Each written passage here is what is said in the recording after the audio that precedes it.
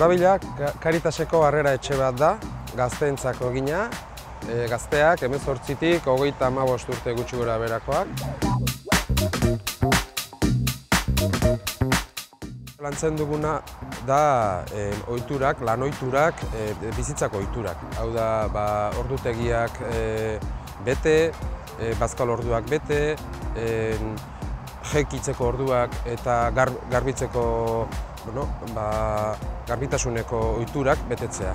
Lantzen duguna da pixka bat egin dezatela zerbait hortaz aparte. Hau da, egunean zehar okupatuak edo zerbait egiteko eduki dezatela. Eta horretarako etxean bertan daukagu goizetikan hortzadar proiektua.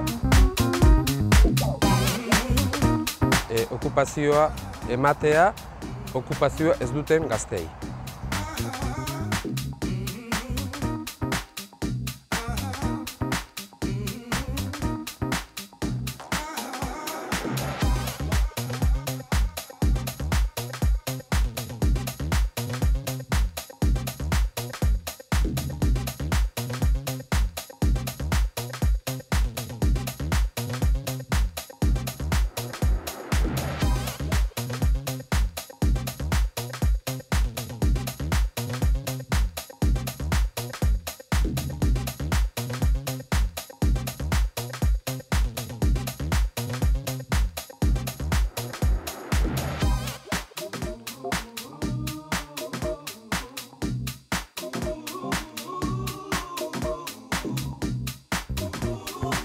Lantzen dugu paperak lortzea, batez ere beraiek hemen legalki egon daitezen eta legalki lan egin dezaten.